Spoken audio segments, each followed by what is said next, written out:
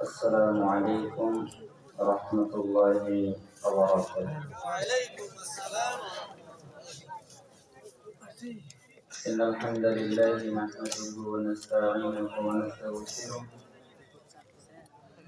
ونعوذ بالله من شرور أنفسنا ومن سيئات أعمالنا. من يهده الله فلا مضل له ومن يضلل فلا هادي له. وأشهد أن لا إله إلا الله وحده لا شريك له وأشهد أن محمدا عبده ورسوله. أما بعد فإن خير الحديث كتاب الله وخير الهدى هدى محمد صلى الله عليه وسلم وشر الأمور محدثاتها وكل محدثة بدعة وكل بدعة ضلالة وكل ضلالة في النار. قال الله سبحانه وتعالى: وما آتاكم الرسول فخذوه وما نهاكم عنه فانتهوا واتقوا الله إن الله شديد العقاب. সমস্ত প্রশংসা সে আল্লাহ সুবহানাহু ওয়া তাআলার দরবারে, যে মহান রব আমাদেরকে অত্যন্ত মেহেরবানি করে আজকে রংপুর জেলার অধীন পীরগঞ্জ মিলনপুর যুব সমাজের উদ্যোগে আয়োজিত ইসলামী কনফারেন্স 17 জানুয়ারি 2024 আল্লাহ তাআলা আমাদেরকে এখানে আসার বসার তৌফিক দান করেছেন। সেজন্য আমরা আল্লাহ সুবহানাহু ওয়া তাআলার দরবারে শুকরিয়া আদায় করছি, আলহামদুলিল্লাহ। দরুদ আর সালাম পেশ করছি আমাদের সেই প্রাণাদিক প্রিয় রাসূলের প্রতি, যিনি মন গড়া ভাবে কিছু বলেন না। আল্লাহ তাআলা তাকে যা জানান তিনি তাই বলেন। যার আনুগত্য করা, ইত্তেবা করা আমাদের জন্য জরুরি, অবশ্যই পালনীয় কর্তব্য। সেই প্রিয় রাসূলের প্রতি দরুদ এবং সালাম পেশ করছি, সাল্লাল্লাহু আলাইহি ওয়াসাল্লাম। অতঃপর আপনারা যারা আজকের এই ইসলামী কনফারেন্সে সম্মানিত সভাপতি সাহেব, প্রধান অতিথি, বিশেষ অতিথি, আমন্ত্রিত অতিথিবৃন্দ এবং আপনারা যারা বিভিন্ন জায়গা থেকে কষ্ট করে দূর দূরান্ত থেকে এসে এখানে বসে আলোচনা শুনছেন, পুরুষ এবং নারী, আল্লাহ তাআলা আপনাদের প্রত্যেকের উপরে কল্যাণ শান্তি বর্ষণ করুন। আমি বাড়ি গিয়ে বলেন, তাই না? মানুষদের জন্য যদি বদদোয়া করি তাহলে মানুষ লাফিয়ে ওঠে, যদি দোয়া করি তাহলে চুপ করে থাকে, তাই না? আপনাদের জন্য কি বদদোয়া করেছি? কেউ দোয়া চেয়ে পায় না। আর আমি হৃদয়ের গভীর থেকে আপনাদের জন্য দোয়া করছি। আমি যদি আমার জন্য দোয়া করি, কবুল হতেও পারে, নাও পারে। কিন্তু আপনার জন্য যদি আমি দোয়া করি তাহলে কবুল হবে, এ কথা আল্লাহ রাসূল সাল্লাল্লাহু আলাইহি ওয়াসাল্লাম বলেছেন। তো আল্লাহ তাআলা আপনাদেরকে কল্যাণ শান্তি বর্ষণ করুন এবং আল্লাহ তাআলা আপনাদের নেক হায়াত বৃদ্ধি করে দিন এবং আল্লাহর জান্নাতের জন্য আল্লাহ তাআলা আপনাদেরকে কবুল করে নিন।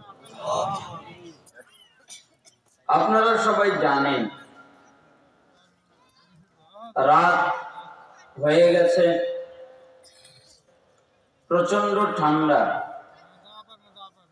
তারপরে আমরা উত্তরবঙ্গের মানুষ, এদিকে ঠান্ডার পরিমাণ একটু বেশি। আপনাদের কষ্ট হচ্ছে, আপনারা বসেছেন, ইলম অর্জন করছেন।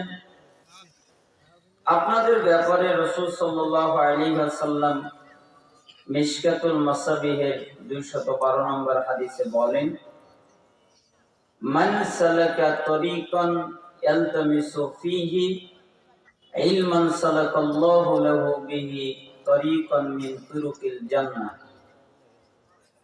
যে ব্যক্তি জ্ঞান অর্জন করার জন্য, ইলম অর্জন করার জন্য, বিদ্যা অর্জন করার জন্য কোন জায়গায় যায়, কেন? আমি জ্ঞান অর্জন করব, আমি ইলম অর্জন করব, আমি বিদ্যা অর্জন করব, এইটা তার নিয়ত। তাহলে আল্লাহ তাআলা এর বিনিময়ে তার জান্নাতের পথ সোজা করে দেন। অর্থাৎ কেউ যদি চায় আল্লাহ তাআলা আমার জান্নাতের পথ সোজা করে দিক, তাহলে সে যেন জ্ঞান অর্জন করতে কোন জায়গায় যায়। মিশকাতুল মাসাবিহের 220 নম্বর হাদিসে এসেছে, রাসূল সাল্লাল্লাহু আলাইহি ওয়াসাল্লাম বলেন, মান খারাজা ফি তালাবিল ইলম ফাহুয়া ফি সাবিলিল্লাহ হাত্তা ইয়ারজিউ। যে ব্যক্তি জ্ঞান অর্জন করতে, ইলম অর্জন করতে, বিদ্যা অর্জন করতে কোন জায়গায় যায়, কেন? আমি জ্ঞান অর্জন করব, আমি বিদ্যা অর্জন করব, আমি ইলম অর্জন করব, এইটা তার নিয়ত। আর এই নিয়তে সে বাড়ি থেকে বের হয়েছে, যতক্ষণ পর্যন্ত বাড়িতে ফিরে না যাবে ততক্ষণ তার আমলনামায় জিহাদ করার নেকি হবে। অর্থাৎ আপনি জিহাদ করে, যুদ্ধ করে যে নেকি পাবেন, আল্লাহ তাআলা ওই নেকি আপনাকে দান করবেন। আমি মাঝে মধ্যে বলি, যুবকরা জিহাদ করার জন্য প্রস্তুত, তাদের রক্ত টকবক টকবক করে, কেন? জিহাদ করবে। আর বক্তাদের পাল্টা পাল্টা প্রশ্ন করে, আপনারা জিহাদের কথা বলেন না, আপনারা জিহাদ করতে বলেন না, আপনারা জিহাদের পক্ষে বলেন না, আপনারা জিহাদের দিকে উদ্বুদ্ধ করেন না, আপনারা খালি বলেন জিহাদ এই যুগে করা যাবে না। তো আমি তাদেরকে বলি, তোমাদের যদি এতই জিহাদ এর নেকির প্রয়োজন, তাহলে তোমরা কোরআন শিখো, হাদিস শিখো, ইলম অর্জন করো, জ্ঞান অর্জন করো, এই নিয়তে বাড়ি থেকে বের হও, ওই জিহাদের নেকি তুমি পাবে। জিহাদ করে যেই নেকি, ওই নেকি আল্লাহ দিবেন, এ কথা আল্লাহর নবী বলেছেন। তিনি কি মিথ্যা কথা বলেন? আল মুআজ্জামুল কাবীর, বৈরুতের 2টা বিখ্যাত ছাপা আমার কাছে 2টা আছে। একটা ছাপায় হাদিস নাম্বার 639, আরেকটি ছাপায় হাদিস নাম্বার 641। রাসূল সাল্লাল্লাহু আলাইহি ওয়াসাল্লাম বলেন, কেউ যদি কোনো দ্বীনি জায়গায় যায়, অতঃপর যদি তারা 3টা কাজ করে, 1 বসে, তার মানে বসে আলোচনা শোনে, 2 মনোযোগ দিয়ে আলোচনা শোনে, আলোচনার মধ্যে মনোযোগ দেয়, 3 শেষ পর্যন্ত থাকে। যতক্ষণ পর্যন্ত বৈঠক শেষের দোয়া পাঠ করা না হয়, সুবহানাকাল্লাহুম্মা বিহামদিকা আশহাদু আল্লা ইলাহা ইল্লা আনতা আস্তাগফিরুকা ওয়া আতুবু ইলাইক, এই দোয়া পাঠ করা না হয়, ততক্ষণ পর্যন্ত তারা ওঠে না। আল্লাহ সুবহানাহু ওয়া তাআলা এখানে একটা কথা বলে দিই, আমাদের দেশে আমরা সালাফি দাবিদার আমরা বিদআতের বিরুদ্ধে অবস্থান করি, বিদআতের পক্ষে নয়, কিন্তু আমরা নিজেরাই অনেক বিদআত করে ফেলি। কিভাবে? যেমন মনে করেন একটা মাহফিলে 5টা বক্তা থাকে, বা একটা মাহফিলে 10টা বক্তা থাকে, অথবা কোন কোন কনফারেন্সে 24 জন থাকে, আরো বেশি কোন থাকে। আমার অভিজ্ঞতায় আমি দেখেছি প্রত্যেকটা বক্তা, প্রত্যেকটা আলোচক, প্রত্যেকটা আলোচনার শেষে তারা দোয়া পাঠ করে, সুবহানাকাল্লাহুম্মা বিহামদিকা আশহাদু আল্লা ইলাহা ইল্লা আনতা আস্তাগফিরুকা ওয়া আতুবু ইলাইক। করে না? সবাই করে। তা আমি মাঝে মধ্যে আশ্চর্য হই, আরে এটা তো মজলিস শেষের দোয়া, তো মজলিস কি 3য় বক্তাই শেষ? মজলিস কি 24 নম্বর বক্তাই শেষ? মজলিস কি 5ম নম্বর বক্তাই শেষ? এটা তো মজলিস শেষের দোয়া, তাহলে এটা 4র্থ বক্তা বললো কেন? 5ম বক্তা বললো কেন? 6ষ্ঠ বক্তা বললো কেন? অথচ বক্তা বিদআতের বিরুদ্ধে, অথচ নিজেই বিদআত করে দেয়। এটা বিদআত নয়? এটাও বিদআত। আপনি এই দোয়া এখানে আনলেন কেন? পরিবর্তন করা বিদআত, পরিবর্তন করা যায় না। এটা মজলিস শেষের দোয়া। যখন আলোচনা শেষ হবে, যখন বৈঠক শেষ হবে, প্রধান বক্তা পড়বে। প্রধান বক্তা যদি না পড়ে, তাহলে সভাপতি যে সেই দোয়াটা পড়ে বৈঠক শেষ করে দিবে। এটা হলো বৈঠক শেষের দোয়া। আরো বিদআত হয় কিভাবে? আমরা বলি আল্লাহর নবী সাল্লাল্লাহু আলাইহি সাল্লামের কাছে কেউ যদি দান করত, তাহলে বলতো আল্লাহুম্মা সাল্লি আলাইহি আল্লাহুম্মা বারিক আলাইহি। বলে না? হানাফিরা বলে। হানাফিরা তো এটা বলেই না। তারা বলে, আহলে হাদিসরা বলে, যখন তার হাতে দান আসে তখন বলে আল্লাহুম্মা সাল্লি আলাইহি আল্লাহুম্মা বারিক আলাইহি।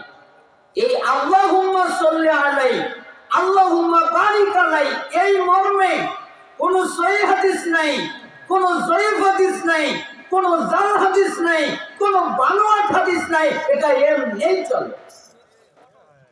থাকলে বের করেন। বুখারীতে আছে আল্লাহুম্মা সাল্লি আলাইহি, এতটুকু আছে, আল্লাহুম্মা বারিক আলাইহি নাই। যেমন কেউ যদি মারা যায়, আমরা দোয়া করি ইন্না লিল্লাহি ওয়া ইন্না ইলাইহি রাজিউন, তাই না? আমরা তো আহলে হাদিস। আহলে হাদিসরা হাদিস মানে না, না অন্য কিছু মানে? কি মানে? হাদিস। তাহলে তিরমিজি খোলেন, 1021 নম্বর হাদিসে যান। আল্লাহ নবী সাল্লাল্লাহু আলাইহি সাল্লাম বর্ণনা করলেন, একটা লোক, তার ছেলেটা মারা গেল। আল্লাহ তাআলা মালাককে জিজ্ঞেস করলেন, মালাক, জি আচ্ছা তুমি কি নিয়ে আসলে? আমি এই লোকের ছেলের রূহ নিয়ে এসেছি। তুমি কি তার কলিজার টুকরাকে নিয়ে আসলে? জি। তুমি কি তার কলিজাটাকে নিয়ে আসলে? জি। তুমি কি তার প্রিয় ব্যক্তিটাকে নিয়ে আসলে? জি। আচ্ছা বলো তো, যখন তুমি নিয়ে এসেছো তখন সে কি বলেছে? হে আল্লাহ, আপনার প্রশংসা করেছে। এরপরে বলেছে ইন্না লিল্লাহি ওয়া ইন্না ইলাইহি রাজিউন। তার মানে কেউ যদি মারা যায় বলতে হবে আলহামদুলিল্লাহ, ইন্না লিল্লাহি ওয়া ইন্না ইলাইহি রাজিউন। আগে হবে আলহামদুলিল্লাহ, তারপরে হবে ইন্না লিল্লাহি ওয়া ইন্না ইলাইহি রাজিউন। আমরা আহলে হাদিস, কিন্তু হাদিস মানি। আমার কথায় আপনার রাগ করলে কিছু আসে যায় না। যা হক তা আমি বলে যাব। তাতে যদি গোটা পৃথিবী আমার বিরুদ্ধে চলে যায়, আমার কিছু আসে যায় না। কেন? আল্লাহ যদি আমার পক্ষে থাকে, তাহলে পৃথিবী আমার কোনো ক্ষতি করতে পারে না। আর আল্লাহ যদি আমার পক্ষে না থাকে, তাহলে পৃথিবী আমার কোনো উপকার করতে পারে না। অতএব আপনি বৈঠক শেষের দোয়া পাঠ করবেন, তারপরে যাবেন। রাসূল সাল্লাল্লাহু আলাইহি সাল্লাম বলেন, আল্লাহ তাআলা বলেন, মুহাম্মদ জি তুমি বলো, কি বলবো? قد غفر الله لكم ذنوبكم। যেই ব্যক্তি শেষ পর্যন্ত থাকবে তাদের পূর্বের জীবনের যত পাপ আছে, যত অন্যায় আছে, যত অপরাধ আছে, আমি আল্লাহ মাফ করে দিয়েছি। সুবহানাল্লাহ। তাদের অতীত জীবনের কোনো পাপ নেই। মাফ। আসমান জমিন ভরে গেছে পাপ করতে করতে করতে করতে। আসমান জমিন পাপ দিয়ে ভরে ফেলেছে। এত পাপ করেছে, এত অন্যায় করেছে, আমি তাদের পাপ ক্ষমা করে দিয়েছি। আরো বলো, কি বলবো? ওয়াবুদ্দিলাত সাইয়্যাতিকুম হাসানাত। আমি তাদের পাপকে, আমি তাদের অপরাধকে, আমি তাদের গুনাহকে নেকিতে পরিবর্তন করে দিয়েছি। পাপ নেকি। আপনি সারা জীবন যত পাপ করেছেন, এবার পাপ কি? নেকি। কেন? আপনি মজলিসে বসেছেন। আপনারা কষ্ট পাচ্ছেন না তো?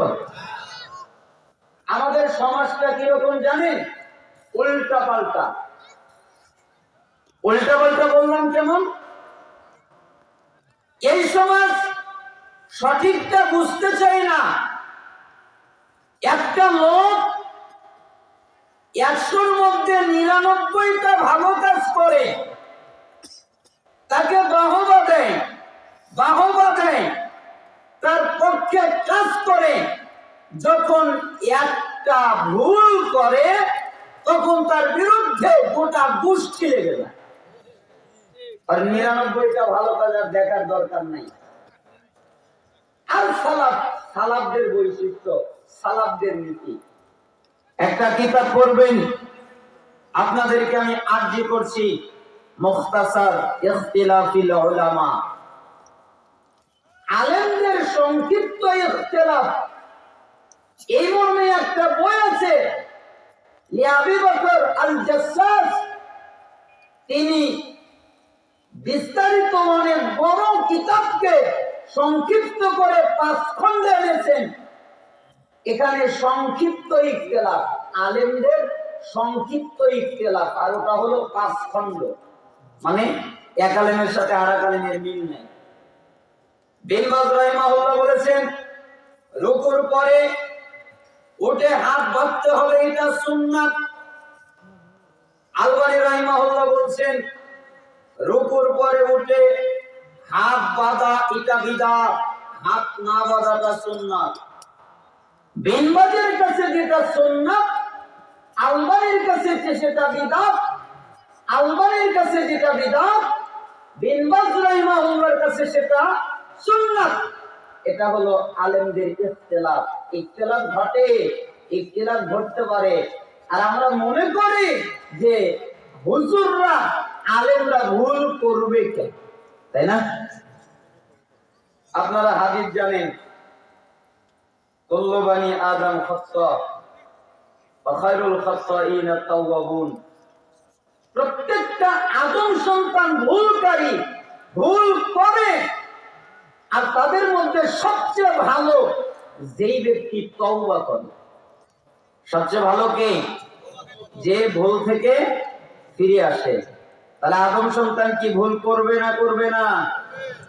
দলিল মিশকাতুল মাসাবি 2328 নম্বর হাদিস। 1000 বার পড়বেন। কয়বার?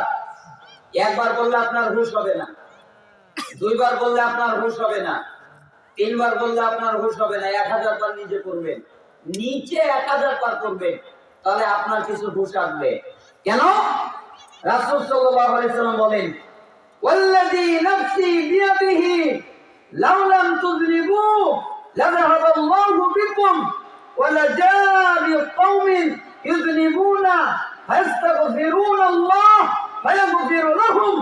রাসূল সাল্লাল্লাহু আলাইহি সাল্লাম বলেন, ওই সত্তার কসম, ওই রবের কসম যার হাতে আমার জীবন, যদি তোমরা গুনাহ না করতে, যদি তোমরা পাপ না করতে, যদি তোমরা অপরাধ না করতে, তাহলে আল্লাহ তোমাদেরকে সরিয়ে দিতেন এমন একটা জাতিকে সৃষ্টি করতেন, এমন একটা জাতিকে তৈরি করতেন যারা পাপ করত, যারা গুনাহ করত এবং আল্লাহর কাছে ক্ষমা চাইতো আর আল্লাহ তাদের ক্ষমা করে দিত।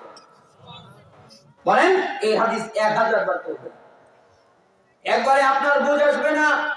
এজন্য আমি আপনাকে সংখ্যাটা বললাম তো কম হয়ে গেল, আপনাকে আরো বেশি পড়তে হতে পারে, তাছাড়া আপনার বুঝ আসবে না।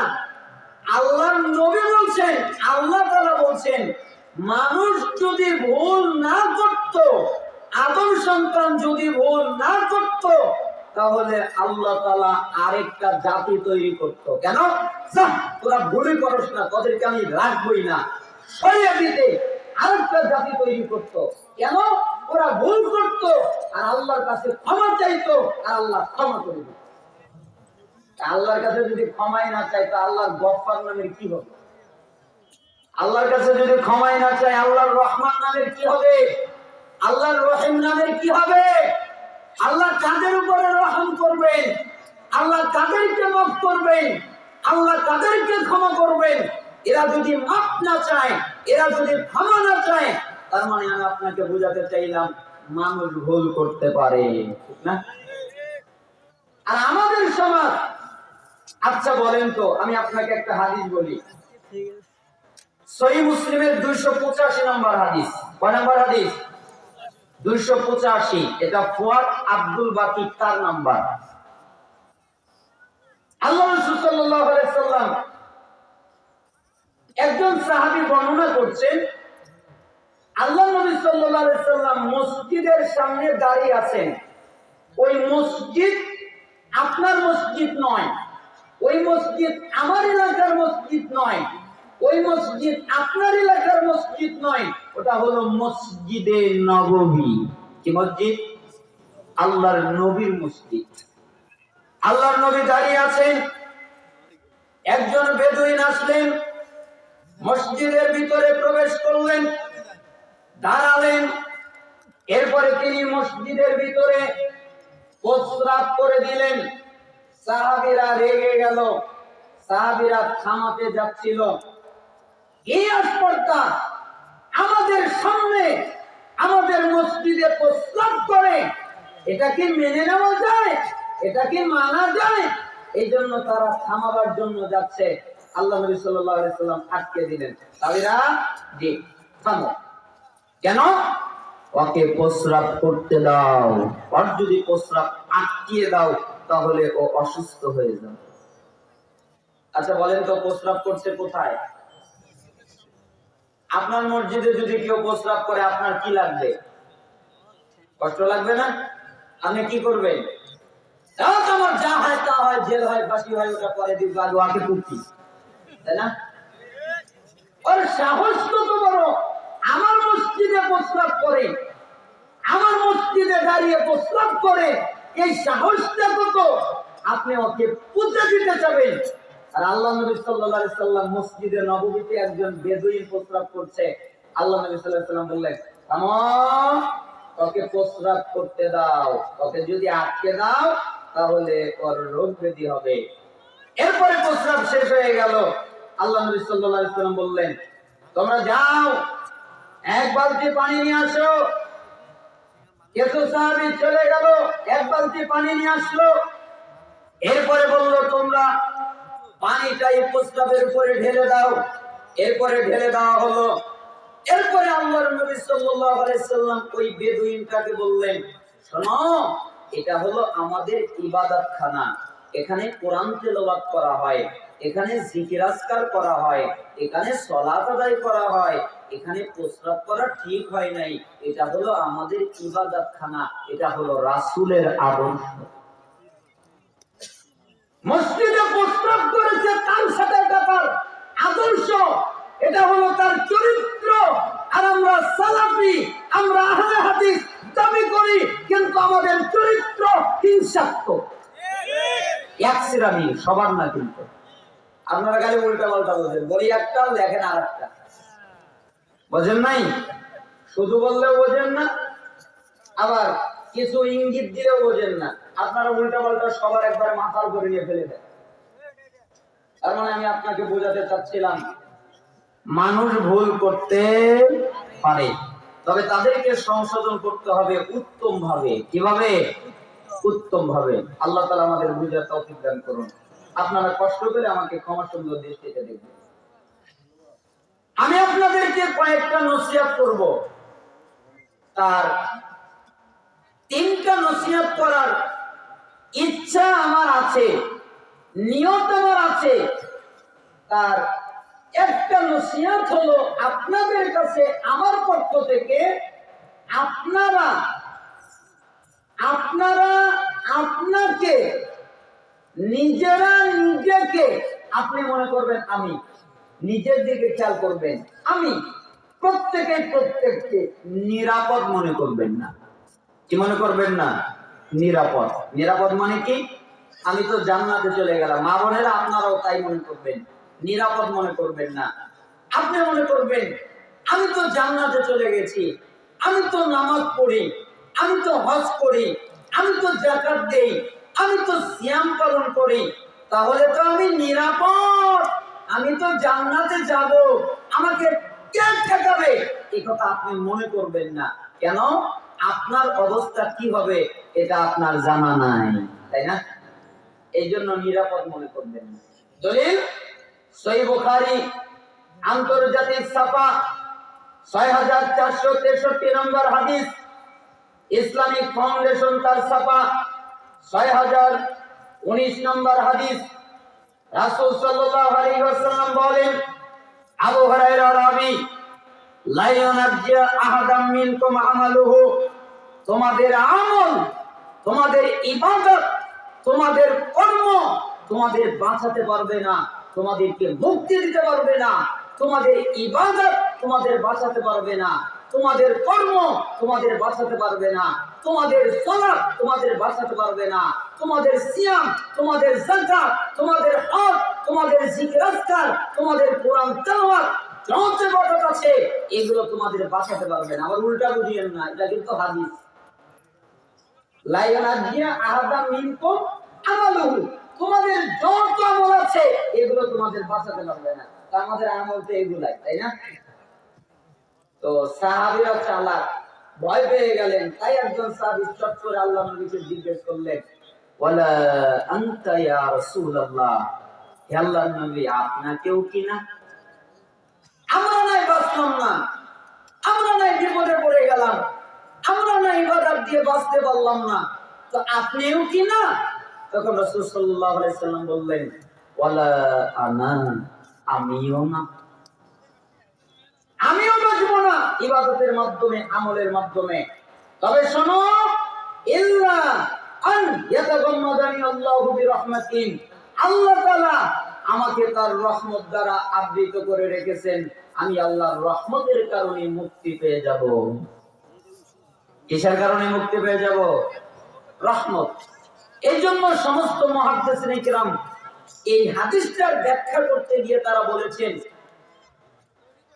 আমল লাগবে, সালাত লাগবে, সাথে লাগবে রহমত, যাকাত লাগবে, সাথে লাগবে রহমত, সিয়াম লাগবে, সাথে লাগবে রহমত, হজ লাগবে, সাথে লাগবে রহমত, জিকির আজকার, কোরআন তেলাওয়াত, সাথে লাগবে রহমত। তার মানে রহমত ছাড়া কেউ বাঁচবে না কোন আমলের মাধ্যমে। আমলও লাগবে, রহমতও লাগবে, ঠিক না? এই জন্য পরের বাক্য বললেন, সাদ্দিদু ওয়া কারিবু ওয়াবদু ওয়া রুহু ওয়া শাইউম মিনাদ দুলজা ওয়াল কসদাল কসদা তাবলুগু, তোমরা চেষ্টা করতে থাকো। তার মানে তোমরা আমল করবা না তা নয়, তোমরা চেষ্টা করতে থাকো, তোমরা আল্লাহর নৈকট্য লাভ করতে থাকো। কিভাবে আল্লাহর নৈকট্য লাভ করা যায় এটা চেষ্টা করো। তোমরা সকালে আল্লাহকে ডাকো, তোমরা রাতে আল্লাহকে ডাকো, তোমরা রাতের শেষ অংশে আল্লাহকে ডাকো, আর মধ্যম পন্থা অবলম্বন করো। মধ্যম পন্থা মানে কোরআনে যা আছে তা মধ্যম পন্থা, সুন্নাহে যা আছে তা মধ্যম পন্থা, এটা পালন করো। বল কষ্টল কষ্ট তাবলুগু, তাহলে এই মধ্যম পন্থা তোমাদের লক্ষ্যে পৌঁছাবে, অর্থাৎ জান্নাতে পৌঁছাবে। তার মানে ইবাদত লাগবে, সাথে কি লাগবে? মনে হয় আমার কথা বুঝতে পারেন নাই। ইবাদত লাগবে, সাথে কি লাগবে? রহমত। ইবাদতও লাগবে, রহমতও লাগবে। রহমত ছাড়া কেউ বাঁচতে পারবে না, কেউ মুক্তি পাবে না। জনে কয়েকজন সালাফ বলেন, ওয়ালা আখিরাতু ইম্মা আল্লাহ আবিন নার। তোমরা কি জানো আখিরাত কি? আখিরাত হলো ক্ষমার জায়গা। আল্লাহ তাআলা তোমাদের আখিরাতে ক্ষমা করে দিবেন। যাও, আমি তোমাকে মাফ করে দিলাম। যাও, আমি তোমাকে ক্ষমা করে দিলাম। যাও, আমি তোমাদের মাফ করে দিলাম। যাও, আমি তোমাদের ক্ষমা করে দিলাম। এটা হলো আখিরাত। আল্লাহ তাআলা আখিরাতে ক্ষমা করবেন। আল্লাহ তাআলা যদি আখিরাতে ক্ষমা না করেন তাহলে জাহান্নাম, হয় ক্ষমা না হলে জাহান্নাম। ওটা হলো আখিরাত। এখানে একটা কথা বলি, আমাদের মধ্যে কি এই গুণটা আছে? গুণটা কি?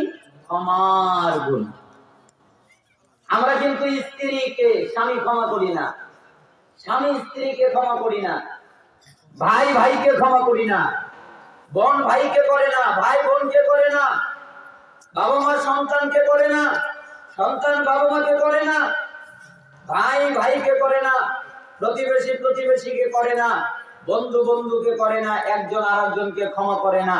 অথচ আল্লাহ তাআলা, অথচ সালাফ বলছেন যে আল্লাহ তাআলা আখিরাতটা ক্ষমার জায়গা। আল্লাহ আখিরাতে ক্ষমা করবেন, নতুবা জাহান্নাম, হয় ক্ষমা না হলে জাহান্নাম। তাহলে ক্ষমার গুণটা আমাদের থাকা জরুরি, তাই না? একজন আরেকজনকে ক্ষমা করতে হবে। কি করতে হবে? ক্ষমা। আপনাদের ঘটনা বললে রাগ করবেন? তারিখে দিমাশকে একটা ঘটনা আছে, ৮০ খণ্ডের এই কিতাব। এই কিতাবের মধ্যে একটা ঘটনা আছে। একদিন আমি পড়ে খুব অবাক হলাম। ঘটনাটা কি? একজন সালাফ হজ করতে যাচ্ছেন, আর হজ করার জন্য তার কাছে কিছু মাল সামানা রয়েছে। হজ করতে গেলে, কোনো সফরে গেলে মাল সামানা লাগে না? টাকা পয়সা নিতে হয়, খাবার দাবার নিতে হয়, পোশাক পরিচ্ছদ নিতে হয়, এগুলো নিয়ে সফর করতে হয়। তাই তিনি ব্যাগ গুছিয়ে সফর করছেন। প্রতিমধ্যে যখন রাস্তায় চলে গেছেন, তখন একটা টকবগে যুবক দৌড় দিয়েছে, তার ব্যাগটা ছিনতাই করে নিয়ে চলে গেছে। অনেক দূর চলে গেছে। চলে যেতে যেতে যেতে যেতে এক পর্যায়ে অন্ধ হয়ে গেছে, আর কিছু চোখে দেখে না। বসে পড়েছে, এরপরে কান্নাকাটি করছে। কিছু লোক তার কাছে আসলেন, এরপরে তাকে বললেন, কি ব্যাপার, আপনি কাঁদেন কেন? আমি কাঁদি কেন জানেন? আমার চক্ষু খোলা ছিল, আমি চোখ দিয়ে দেখতে পারতাম, কিন্তু এখন আমি অন্ধ হয়ে গেছি, আমি আমার চক্ষু দিয়ে দেখতে পাচ্ছি না। তাই আমার মনে হয় ওই লোকটা আমাকে বদদুয়া করেছে, আমি যার মাল ছিনতাই করেছি, তাই আমার চক্ষু নষ্ট হয়ে গেছে।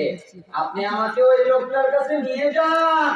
বাকি সমস্ত লোক যারা ছিল, তারা ওই অন্ধ লোকটাকে, ওই ছিনতাইকারীকে ওই লোকের কাছে নিয়ে গেল। এরপরে তার মাল সামানা ফিরিয়ে দিল। এরপরে ছিনতাইকারীর পক্ষ থেকে লোকজন বলতেছে, আপনি তাকে মাফ করে দেন, আপনি তাকে ক্ষমা করে দেন। কেন? আপনি তাকে বদদুয়া করেছেন, তাই অন্ধ হয়ে গেছে। তখন ওই লোকটা বসা ছিল, বসা অবস্থায় দাঁড়িয়ে গেছে। এরপরে চিৎকার করে বলছে, আল্লাহি, আল্লাহর কসম করে বলছি, যখন এই যুবক আমার কাছ থেকে মাল সামানা নিয়ে ছিনতাই করে চলে গেছে, তখন সাথে সাথে আমি দুই হাত আসমানের দিকে উঠিয়েছি এবং আল্লাহকে বলেছি, আল্লাহ, তুমি এই যুবককে মাফ করে দাও। মাফ তো আমি আগেই করেছি, এখন আর কি করে মাফ করবো? মাফ তো আগেই করে দিয়েছি।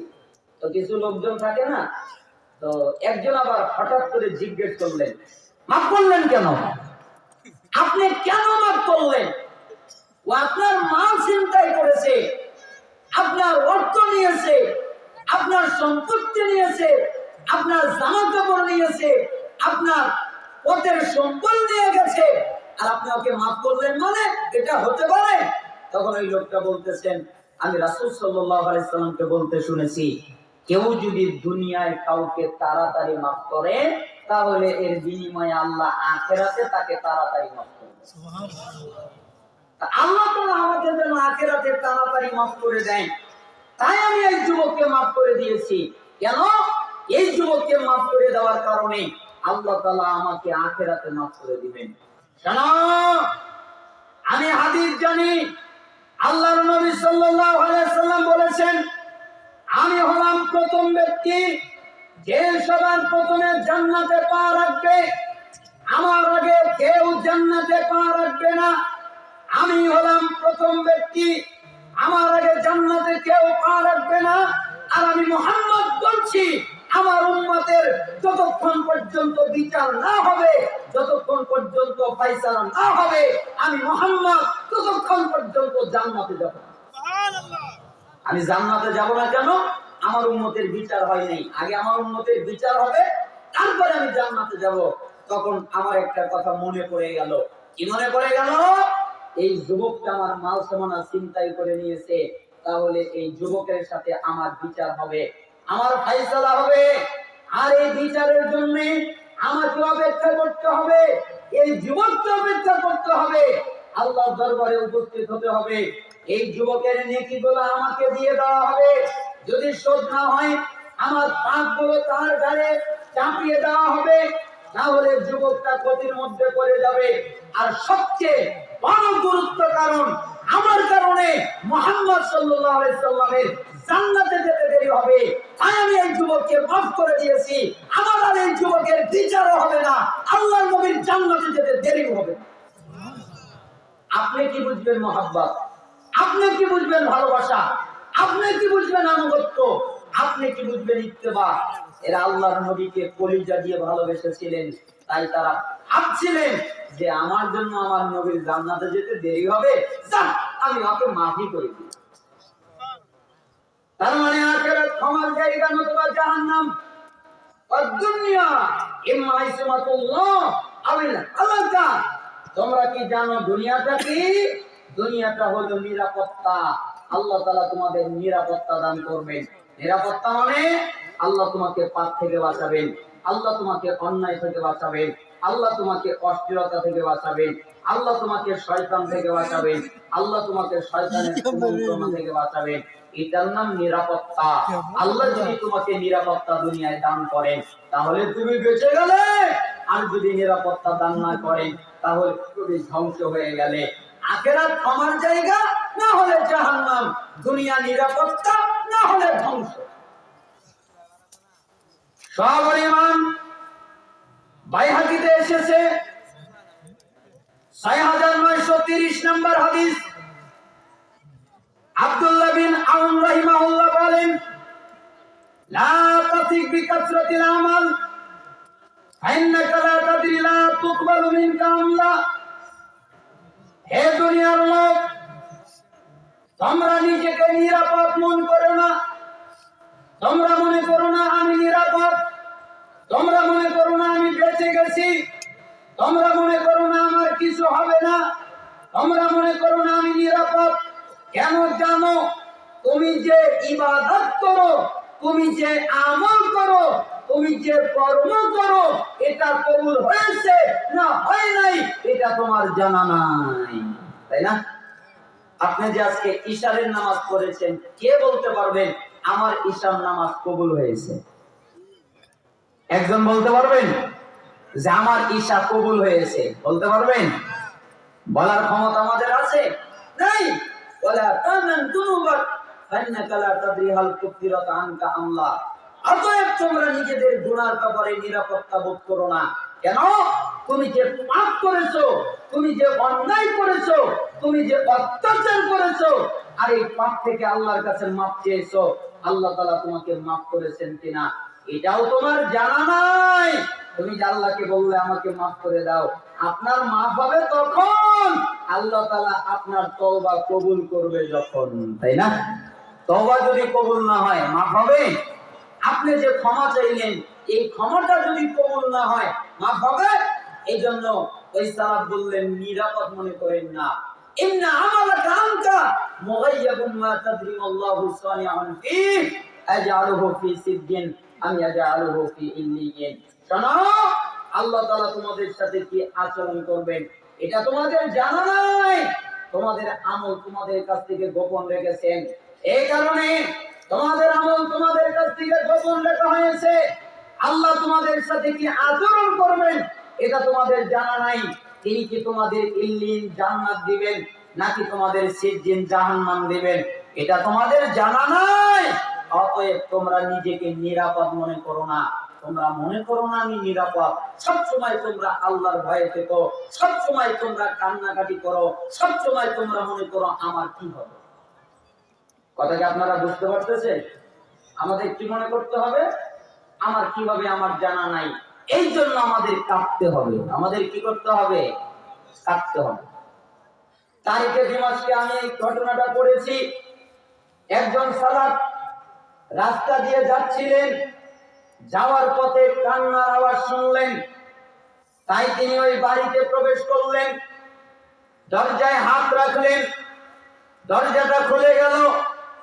এরপরে দেখেন একটা লোক জায়নামাজে দাঁড়িয়ে আছেন, জায়নামাজে বসে আছেন, আর দুই হাত আসমানের দিকে উঠিয়ে আছেন, কান্নাকাটি করছেন আর আল্লাহকে বলছেন, ও আল্লাহ আমার কি হবে, ও আল্লাহ আমার কি হবে, ও আল্লাহ আমার কি হবে, আমার জানা নেই। তুমি আমার প্রতি রহম করো, তুমি আমার প্রতি দয়া করো, তুমি আমার প্রতি করুণা করো। এই বাক্য বারবার বলছে আর কান্নাকাটি করছে। কান্নাকাটির কারণে তার দুই চোখ দিয়ে টসটস করে পানি পড়ছিল। পানি পড়ে তার দুই চোখ খাল হয়ে গেছে, তার দাড়িগুলো ভিজে গেছে, তার জামাগুলো ভিজে গেছে। সে যে জায়নামাজে বসে আছে ওই জায়নামাজ ভিজে গেছে। তো এই লোকটা জিজ্ঞেস করলেন, কি ব্যাপার আপনি কাঁদেন কেন? তখন ওই লোকটা বলল, আখিরাত গোপন তো তাই আমি কাঁদছি। তখন ওই লোকটা বলতেছে, বলেন কি আপনি আখিরাত গোপন মানে? আরে জান্নাত কেমন কোরআনে আছে হাদিসে আছে, জাহান্নাম কেমন কোরআনে আছে হাদিসে আছে, কবর কেমন হাদিসে আছে, কবরে শাস্তি হবে কেমন হাদিসে আছে, কবরে প্রশ্ন হবে কি হাদিসে আছে, কবরে কোন মালাকরা আসবে তা হাদিসে আছে। আর আপনি বলেন আখিরাত গোপন? তখন ওই সালাত তাকে ধাক্কা দিয়ে এরপরে উঠিয়ে বললেন, আচ্ছা বলো তো তুমি তোমার এই জীবনে যত আমল করেছো বলো কোন আমলটা কবুল হয়েছে বলো। আচ্ছা বলতে পারবে কোন আমলটা কবুল হয়েছে? এটা বলতে পারবে? তো তোমরা বলতে পারো না কোন আমল কবুল হয়েছে। তাই তো আমি আল্লাহকে বলছি আমার কি হবে, কারণ আমিও তো জানি না আমার ইবাদতটা কবুল হয়েছে নাকি হয় নাই।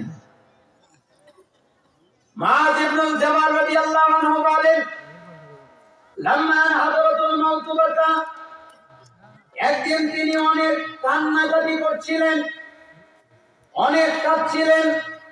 আল্লাহর নবীর সাহাবী মুআয ইবনে জাবাল একজন সাহাবী জিজ্ঞেস করলেন, মা ইবুকিকা, কি ব্যাপার আপনি কাঁদেন কেন? আপনার কান্নার কারণ কি? আপনি কি কারণে কাঁদেন? মুআয ইবনে জাবাল বললেন, ওয়াল্লাহি লা আবকি জাযাম মিনাল মাউত ওয়ালা দুনিয়া উখাল্লিফুহা বাদি। শোনো, আমার মৃত্যু হবে এই ভয় আমার নাই। আমি মৃত্যুর ভয়ে কাঁদছি না। আমাকে দুনিয়ায় সবকিছু ছেড়ে যেতে হবে এই ভয় আমার নেই। আমার পরিবার ছাড়তে হবে, আমার পরিজন ছাড়তে হবে, আমার স্ত্রী ছাড়তে হবে, আমার সন্তান ছাড়তে হবে, আমার বাড়ি ছাড়তে হবে, আমার বাহন ছাড়তে হবে, আমার জমি জায়গা ছাড়তে হবে। এই ভয় আমার নেই। আমি জানি আমি মানুষ, আমাকে মৃত্যুবরণ করতে হবে, তাই আমার মরণের ভয় নেই। আমি মানুষ, আমি জানি আমাকে দুনিয়ার সব ছেড়ে যেতে হবে, তাই দুনিয়ায় সব ত্যাগ করতে হবে। এই ভয় আমার নেই। তাহলে আপনি কাঁদেন কেন? আমি কাঁদি কেন জানো? ওয়ালাকিন্নী সামিআতু রাসূলুল্লাহ সাল্লাল্লাহু আলাইহি ওয়াসাল্লাম ইয়াকুল, আমি আল্লাহর নবীকে বলতে শুনেছি। আল্লাহর নবী বলেছেন, ইন্নামা হুমা কবদাতান ফাকবদাতুম ফিন নার ওয়া কবদাতুম ফিল জান্নাহ। আদম সন্তানের যত রূহ আছে আল্লাহ দুই মুষ্টিতে ভাগ করা আছে। যত রূহ অতীতে চলে গেছে, যত রূহ বর্তমানে আছে, যত রূহ ভবিষ্যতে আসবে, আদম আলাইহিস সালামের থেকে যত সন্তান আছে, আদম সন্তানের যত রূহ আছে, আল্লাহর দুই মুষ্টিতে ভাগ করা আছে। একটা যাবে জান্নাতে, একটা যাবে জাহান্নামে। বলে আদরি ফি আইয়িল কবদাতাইনি আকুনু, আমি মুআজ ইবনুল জাবালের জানা নাই আমি জান্নাতের চাই না জাহান্নামের চাই, আমি জান্নাতের চাই না জাহান্নামের চাই, এটা আমি জানি না, তাই আমি কাঁদছি। আচ্ছা, আপনারা জানেন মুআজ ইবনুল জাবাল কিন্তু জানেন না উনি জান্নাতে যাবেন না জাহান্নামে যাবেন।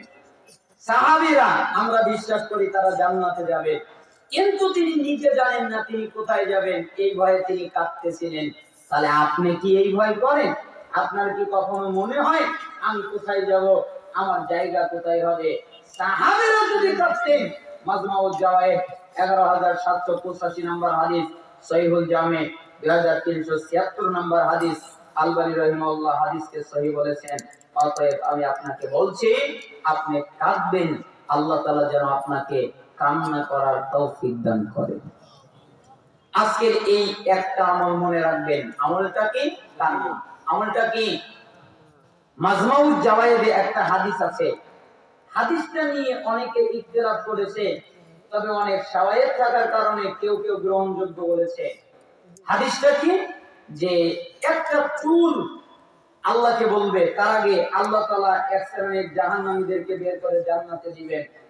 নবীগণ সুপারিশ করে এক শ্রেণীর জাহান্নামীদেরকে জান্নাতে দিবেন। ওলিগণ সুপারিশ করে এক শ্রেণীর জাহান্নামীদেরকে জান্নাতে দিবেন। জান্নাতীগণ সুপারিশ করে এক শ্রেণীর জাহান্নামীদেরকে জান্নাতে দিবেন। যাকে সুপারিশের অনুমতি দেওয়া হবে তারা সুপারিশ করে এক শ্রেণীর জাহান্নামীদেরকে জান্নাতে দিবেন। আর সুপারিশ করার কেউ থাকবে না। তখন একটা চুল আল্লাহকে গিয়ে বলবে আল্লাহ, আল্লাহ তাআলা বলবে এই চুল বলো আল্লাহ, ও আল্লাহ বলো, আমি একটা চুল, তোমার একটা বান্দা, তোমার ভয়ে একদিন কান্নাকাটি করেছিল, তোমাকে ভয় করে চোখের পানি ছেড়ে দিয়েছিল, আমি হলাম ওই চুল, যেই চুল চোখের পানিতে ভিজেছিল। আল্লাহ, তুমি আমাকে অনুমতি দাও না, আমি তোমার ওই বান্দাকে জান্নাতে নিয়ে যাই।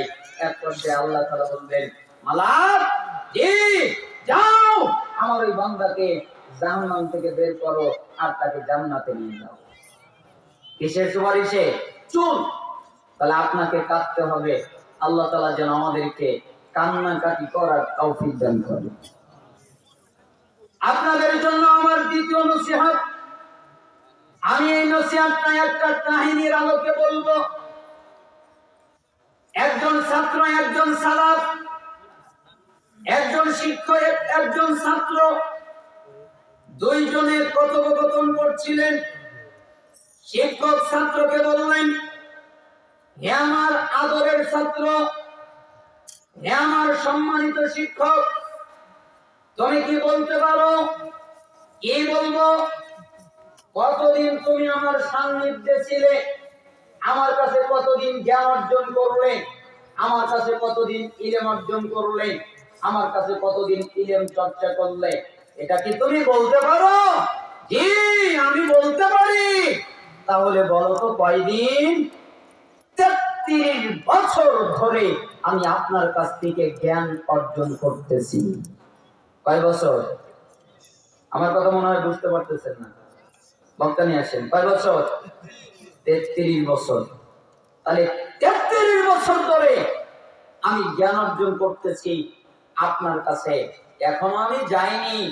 তখন উস্তাদ বলতেছে, আচ্ছা বলো তো তুমি 33 বছরে আমার কাছ থেকে কি শিখলে? তখন ওই ছাত্র বলতেছে, আমি 33 বছর ধরে আপনার কাছে মাত্র 8টা জিনিস শিখেছি। কয়টা জিনিস?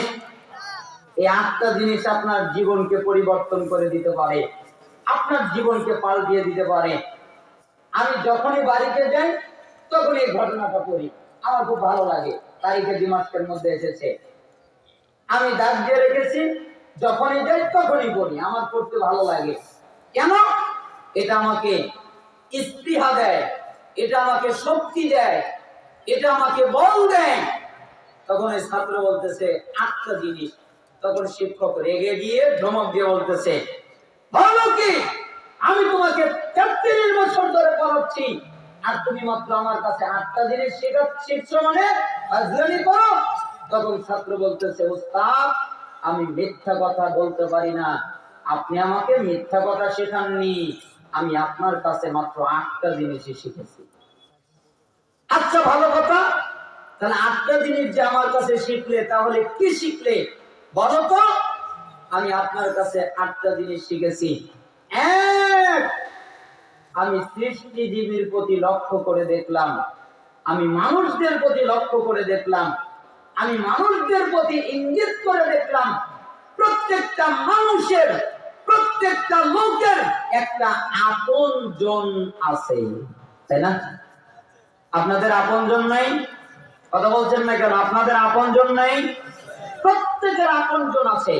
কারা আপনজন মা, কারা আপনজন বাবা, কারা আপনজন সন্তান, কারা আপনজন স্ত্রী, কারা আপনজন ভাই, কারা আপনজন বন্ধু। যার কাছে যে আপন, প্রত্যেকেরই এক একজন করে আপনজন আছে। হে আমার সম্মানিত শিক্ষক, আমি লক্ষ্য করে দেখলাম, এরা যখন মারা যায়, এরা যখন কবরে যায়, তখন এই আপনজন এদের সাথে কবরে যায় না, এদেরকে একলাই কবরে পাঠায়, ঠিক না?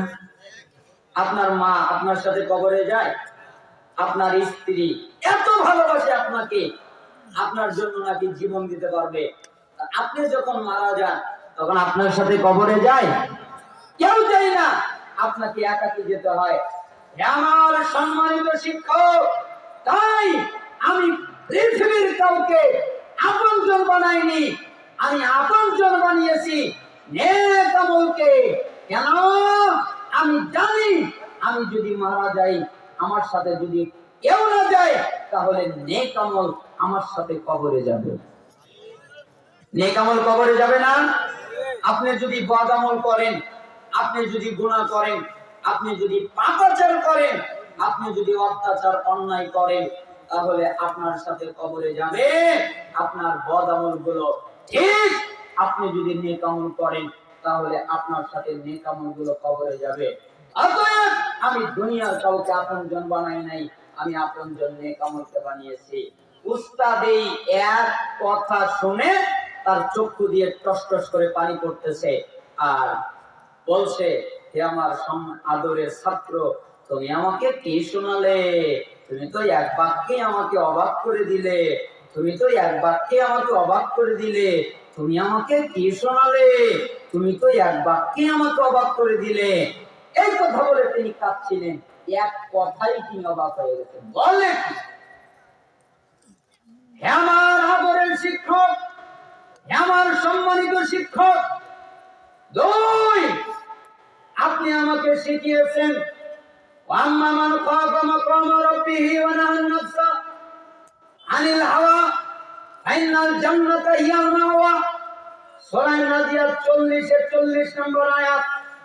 যে ব্যক্তি তার রবের সামনে দাঁড়াতে ভয় করে, আমাকে একদিন আমার রবের সামনে দাঁড়াতে হবে, আমাকে একদিন আমার আল্লাহর সামনে দাঁড়াতে হবে, আমাকে একদিন আমার মনিবের সামনে দাঁড়াতে হবে, এই কথা যে আল্লাহর সামনে দাঁড়াতে ভয় করে এবং তার প্রবৃত্তির কামনা বাসনা থেকে বাঁচে, মন যা বলে তা সে করে না, মন বলে জিনা করে জিনা করে না, মন বলে ব্যভিচার কর ব্যভিচার করে না, মন বলে অপরাধ কর অপরাধ করে না, মন যা বলে তার উল্টা চলে, ফাইনাল জান্নাতা হিয়াল মাওয়া, তার একমাত্র ঠিকানা, আর ওই ঠিকানার নাম হলো জান্নাত। জান্নাত ছাড়া তার ঠিকানা কিচ্ছু না। তার ঠিকানাটার নাম কি? জান্নাত। একমাত্র ঠিকানা জান্নাত। কার? যে ব্যক্তি আল্লাহর সামনে দাঁড়াতে ভয় পায়, যেই ব্যক্তি প্রবৃত্তির কামনা বাসনা থেকে বাঁচে। আপনি দেখবেন ভয় কাকে বলে? আপনার আর আমার ভিতরে তো অত ভয় নেই। মাইজ বিন মালিক রাদিয়াল্লাহু আনহু নাম শুনেননি? মনে থাকার কথা। জিনা করেছে, আল্লাহর নবীর কাছে চলে গেলেন, আল্লাহর নবীর কাছে গিয়ে বললেন, মুসলিমের হাদিস, হে আল্লাহর নবী, জি আমি পাপ করেছি, আপনি আমাকে পবিত্র করেন। আল্লাহর নবী সাল্লাল্লাহু আলাইহি সাল্লাম বললেন, যাও ফিরে যাও, আল্লাহর কাছে মাফ চাও, আল্লাহর কাছে ক্ষমা চাও, আল্লাহ তোমাকে মাফ করে দিবে, আল্লাহ তোমাকে ক্ষমা করে দিবে। মায়ের বিন মালিক চলে যাচ্ছিল, কিছুদিন যাওয়ার পরে আবার তিনি ব্যাক করে চলে আসলেন। হে আল্লাহর নবী, আপনি আমাকে পবিত্র করেন না। আরে তুমি কি আমার কথা বুঝতে পারো না? যাও, আল্লাহর কাছে মাফ চাও, আল্লাহর কাছে ক্ষমা চাও, আল্লাহ তোমাকে মাফ করে দিবে, আল্লাহ তোমাকে ক্ষমা করে দিবে। এবার তিনি চলে গেলেন। কিছু দূর যাওয়ার পরে আবার তিনি ঘুরে চলে আসলেন। আল্লাহর নবী, জি আপনি আমাকে পবিত্র করেন। আরে তুমি কি আমার কথা বুঝতে পারো না? আল্লাহর কাছে যাও, মাফ চাও, ক্ষমা চাও, আল্লাহ তোমাকে মাফ করে দিবেন, আল্লাহ তোমাকে ক্ষমা করে দিবেন। এরপরে চলে গেল, কিছুক্ষণ পর আবার চলে আসলো। আল্লাহর নবী, আপনি আমাকে মাফ করেন। তুমি কি বুঝতে পারো না? আল্লাহর কাছে ক্ষমা চাও, মাফ চাও, আল্লাহ তোমাকে মাফ করে দিবেন। 4 বার। এরপরে আল্লাহ নবী সাল্লাল্লাহু আলাইহি ওয়াসাল্লাম বললেন সাহাবীদেরকে, আরে এই লোকটা কি পাগল যে আমার কথা বোঝে না? তার বিবেক বুদ্ধি হারিয়ে গেছে, পাগল, তার জ্ঞান নাই, তার বুদ্ধি নাই। তখন সাহাবীরা বললেন, জি না, লোকটা পাগল নয়। তাহলে কি মদ পান করেছে যে তার জ্ঞান নাই, আমার কথা বুঝতে পারে না? আমি বলতেছি যাও আল্লাহর কাছে মাফ চাও, আল্লাহ তোমাকে মাফ করে দিবে। আমার কাছে এসে বলে আমাকে পবিত্র করেন, তো তাহলে কি মদ পান করেছে? একজন সাহাবী মুখের সামনে গিয়ে নাক ধরে বলল, আল্লাহর নবী মদ পান করে নাই। তাহলে আমার কথা বোঝে না কেন? আচ্ছা বলো তুমি কি করেছো? আল্লাহর নবী, মানুষ যেটা বৈধভাবে করে আমি সেটা অবৈধভাবে করেছি, আমি জিনা করেছি, আপনি আমাকে পবিত্র করেন। তখন আল্লাহর নবী বললেন, কতই না ভালো হতো তুমি যদি আমাকে না বলতে। আমি তোমাকে বললাম আল্লাহর কাছে চাও, আল্লাহর কাছে মাফ চাও, আল্লাহ তোমাকে মাফ করে দিবেন। তুমি আমাকে বলেছো, তাহলে তো বিচার করতেই হবে। সাহাবীরা তাকে অর্ধ গারো, এরপরে পাথর মেরে মেরে তাকে হত্যা করে ফেলো। পাথর মারা মানে তাকে কষ্ট দিয়ে দিয়ে মৃত্যুদণ্ড দাও। তো এক পর্যায়ে কিছু রক্ত এসে একজন সাহাবীর গায়ে লেগে গেল। সাহাবী অভিশাপ দেওয়া শুরু করলো। আল্লাহ নবী সাল্লাল্লাহু আলাইহি ওয়াসাল্লাম বললেন, সাহাবী,